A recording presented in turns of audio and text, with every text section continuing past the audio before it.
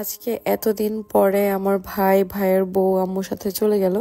তোমরা তো গত ব্লগে দেখছো যে আমি বলছিলাম আজকে আমার আম্মু ভাইয়ের বউকে নিয়ে বাসায় চলে যাবে। ওদেরকে নিতেই আম্মু মেনলি আসছিল। তো আম্মু কিছুদিন বেড়ালো, আমার ছোট ভাইয়ের বার্থডেও ছিল, একসাথে সবাই সেলিব্রেশন করলাম। সেলিব্রেশনের পরে একদিন দুদিন পরে যে আম্মু ওদেরকে নিয়ে চলে যাবে। আর এই যে দেখো, আমি গতকালকে আগের ব্লগে দেখছিলাম যে আমি হেয়ার কার্লার দিয়ে রাতের বেলা পেঁচায় ঘুমাইছি, হিটলেস হেয়ার কার্লার। তো আমার অনেক বেশি কার্ল হয়েছে, চুলটা আমার অনেক ভালো লাগছিল, এই জন্য আমি অনেক খুশি ছিলাম। আর আমার এই সুন্দর ড্রেসের শ্যুট ছিল আজকে, তো আমি আগে শ্যুট করব। তো এই সুন্দর ড্রেসটা কিন্তু তোমরাও চাইলে নিতে পারো।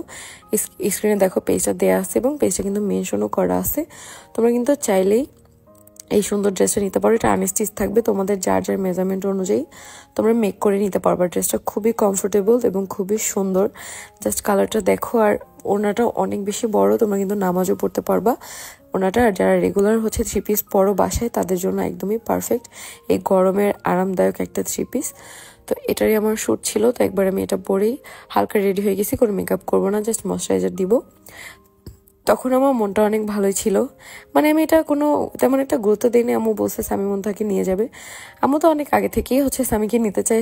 আমি যখন প্রেগনেন্ট ছিলাম তখন আমার ভাইকে আমার বাসায় আমি আনি। আমি অসুস্থ থাকে, আমার ভাই তখন থেকে যায় আমাদের বলাতে, আমার আর তোমাদের ভাইয়ের বলাতে। এরপরে আলিশা হওয়ার পরে আমরা যেতে দিই না। তারপরে তো মুনথাকে বিয়ে করে নিয়ে আসে, আমাদের বাসায় রেখে দিই। কিন্তু আমার আম্মুর এটা অনেক কষ্ট ছিল যে তার ছেলের বউ আমাদের বাসায় থাকে।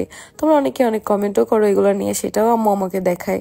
অন্য কোনো কমেন্ট না দেখাইলেও এটা দেখ মানুষ কি বলে যে স্বামী খাওয়ার অভাবে তোদের কাছে থাকে, অথচ আমার কত আদরের একটা সন্তান, আমার ছেলের বউ, আমার ছেলে, আমি তোদের কাছে দিছি, তোরা জোর করে রাখছস তাই। কিন্তু মানুষ কত কিছু বলে, যাই হোক মানুষের কথা বাদ দিই। তো এটাই সত্য। এখন আম্মুর ছেলের বউ একদিন না একদিন আম্মুর নিবে, এটা তো আমি জানি। তো যতদিন পারছি আমরা জোর করে হোক, ইমোশনাল ব্ল্যাকমেল করে হোক। ফার্স্টে যখন প্রেগনেন্ট ছিলাম বলছি আমি প্রেগনেন্ট, আমি অসুস্থ। স্বামীও বলছে আম্মু যখন তখন ওর পেইন উঠে যেতে পারে, হসপিটালে যাওয়া, আমার পাশে থাকতে হবে। তারপরে আলিশা হওয়ার পরে বলছি যে আলিশা এখন ছোট, আর ও যেহেতু অসুস্থ ছিল, এনআইসিউর বেবি ছিল, যখন তখন ও অসুস্থ হয়ে যাইতো, হসপিটালে নেওয়া লাগতো। তারপরে আয়েশের কথা বলছি যে আয়েশ হোক। তারপরে বলছি 2টা বাচ্চাই ছোট।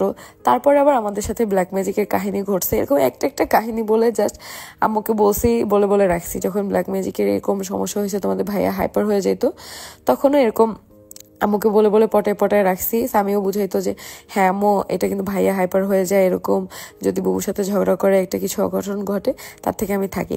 তো এরকম বলে আর কি 1.5 বছর রাখছি আমার ভাইকে। কিন্তু আমার আম্মুর আসলে এটা কি কখনো হয়, আমার বাসায় কি সারা জীবন ওরা কখনো থাকবে? আমি জানতাম এই দিনটা আসবে, বাট আম্মু যে এইবারই ওদের নিয়ে যাবে এটা আগে বলে নাই। আসার পরে বলছে এবার আমি স্বামী মনটাকে নিয়ে যাব। আসলে সত্যি নিয়ে যাচ্ছে। তো আর আমার আম্মুর কাছে আমি যে সাদা সব ফার্নিচারগুলো সেল করছিলাম সবাই জানো, সেগুলো বললামই তো, আমার আম্মু সব আমাকে গিফট করে দিছে। তো সবকিছু এখন এই যে দেখো উঠায় রাখতেছে আজকে একবারে। এটা ডাইনিং টেবিল, তারপর ওয়াল শোকেস, যেটা আমার তোমরা তো সবাই দেখছো আগের ভিডিওতে। তো সব ঠিক ছিল, বাট এই যাওয়ার টাইমে আমরা সবাই কান্নায় ভেঙে পড়ি। আম্মু তো প্রতিবারই যখনই আমাকে রেখে যায় তখনই কান্না করে, সবই ঠিক আছে। বাট যখন আমার ভাই চলে যাবে এটা আমি ফিল করছি, তখন আর আমি নিজেকে ধরে রাখতে পারি নাই। বিশ্বাস করো আজকে বাসায় এমন একটা কান্নাকাটির মোমেন্ট গেছে, আমি কি বলবো, আমি বলতে পারতেছি না। যে আসলে ভাই বোনের এত ভালোবাসা আল্লাহ কেন দিছে আমি জানি না।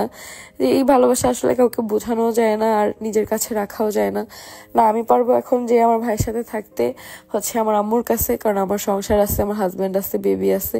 না আমার ভাইকে পারবো রাখতে, কারণ আমার ভাইয়ের এখন সংসার হয়েছে। আলটিমেটলি আমার মা ওকে ছাড়া এত দিন থাকছে, সেটাই অনেক। আমার আম্মু কখনো ওকে এক রাতও কোথাও থাকতে দেয় নাই, আমি ছাড়া, আমি ব্যতীত অন্য কোথাও। তো ও এত আদরের। আর মুন্থা তো এই বিয়ের পরে 9 মাস ওদের প্রায় হয়ে যাচ্ছে আমাদের কাছে ছিল। মুন্থা অনেক কান্না করছে, আমাদেরও অনেক খারাপ লাগছে, সবারই খারাপ লাগছে। তারপরও বাস্তবতা সবারই মেনে নিতে হয়েছে, কারণ আমার আম্মু কতদিন আর ঘুরবে। আমার আম্মু বলে যে জানো আমি নামাজ পড়াও আমি আল্লাহর কাছে বলি যে আমার ছেলেটার বউটা আমার কাছে চলে আসতো। তো ভাবলাম কষ্ট না দিয়ে তার থেকে এখন আম্মুর কাছেই চলে যাক, এটাই বেটার।